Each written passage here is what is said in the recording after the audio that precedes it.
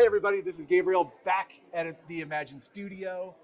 Right now I have a very special guest, and that is Rory from Cogeco. Cogeco. Yes, that's right. Rory, thanks for joining me. That's my pleasure. How's Imagine going? Oh, it's going great. I think it's been a bit of an eye-opener. I've never been in a group of so many people that were thinking about automation and AI.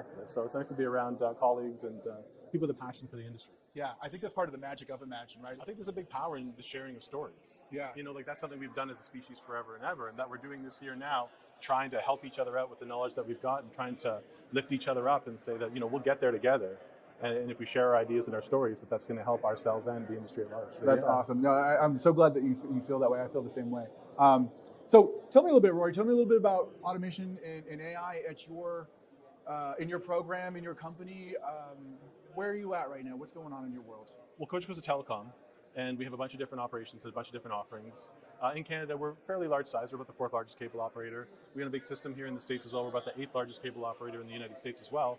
So in our business, we're multifaceted, but mostly consumer focused.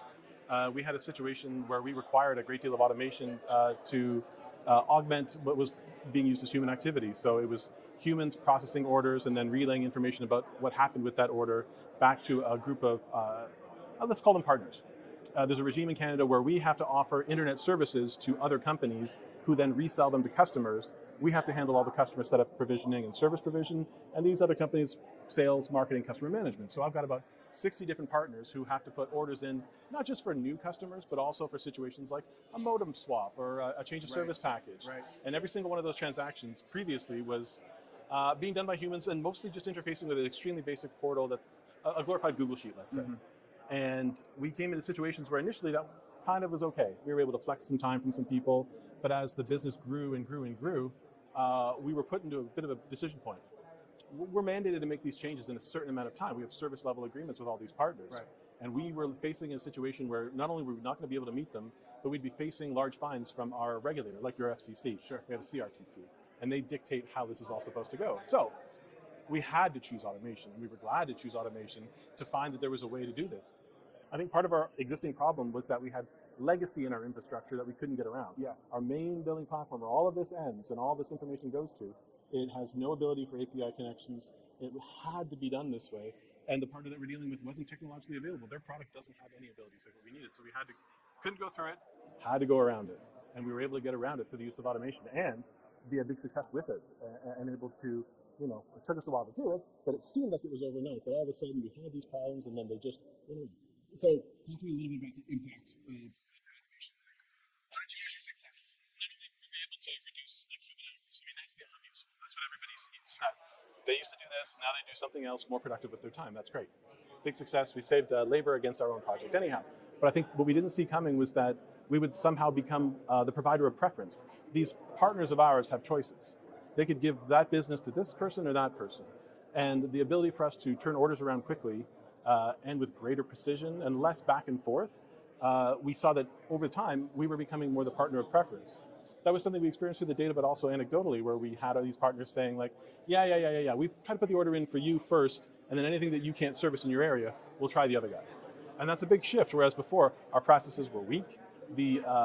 Let's say you're in sales. If you don't think you're going to be able to close that sale, but you might with somebody else, you'll go with somebody else. Yeah. The precision with which we were able to process these orders gave us that confidence with our partners that if they tried to sell a customer through us, that they were going to succeed and get that so sale. you're a growth driver. Yeah.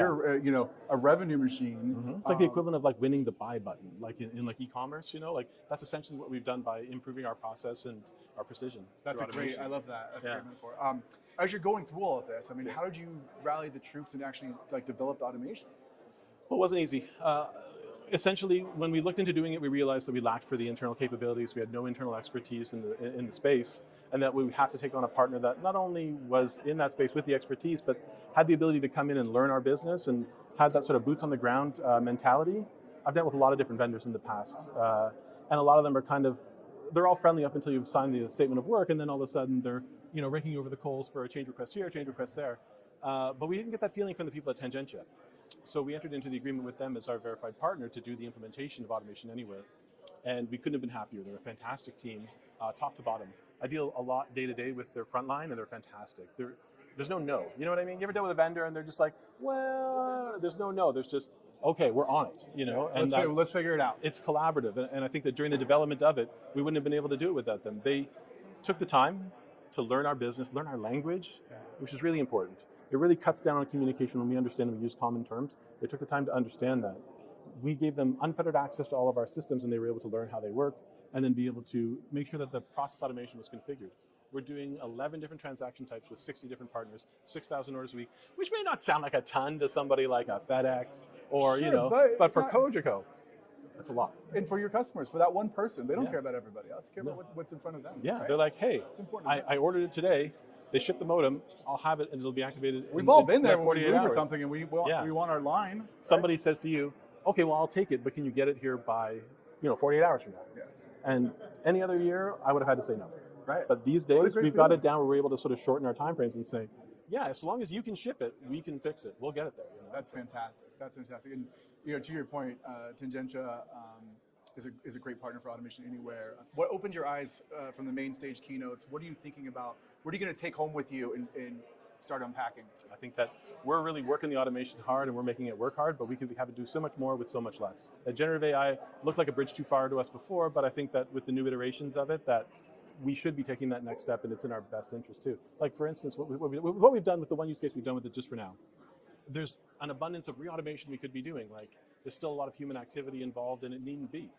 These are people that could be doing something much more productive than handling errors or fallout or exceptions and things like that. There's an absolute way to re-automate that through either process mapping or I think even looking at the way that co-pilots come along, that we could be using a situation like that. I don't think we can jump straight to automation. I think that somehow with Cogeco having a human involved in the process, in that loop still, is going to be key for getting me to that next step. Yes. I know where I want to be, Yes. which is much closer to full automation, but I think I'll have an easier time selling it if still there's a human involved in the loop. I think it's important. Another thing that I've come away with is that, I was just talking to a colleague of mine who is doing another piece of automation in another silo of the business, and that we need to start bringing these things together and start trying to draw a circle around all of our automation and saying like, hey, we don't have to each individually doing our own governance. We don't have to each be individually doing our own pieces related to that we should have a common core, ready, set, go, and that, any partner you want to work with, any solution you want to choose, absolutely. I'm not here to be a gateway. Right. I'm here to be like that escalator that takes you up quickly. Yes. Like, let's get you there faster. I think everybody's got their own journey.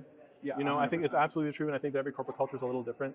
And I'm seeing some of our contemporaries like TELUS and other industries that have already taken the step. Yeah. I was very impressed by the talk by FedEx, very impressed by the talk by TELUS as to how systematically they've approached this and how much they've been able to scale their success. Not just be able to have some success. I'm talking taking it from like the 1, 2, 100, 200 automations running, and that they're able to start turning them around in not 3 months, 4 months, but 2 weeks, 3 weeks, 4 days.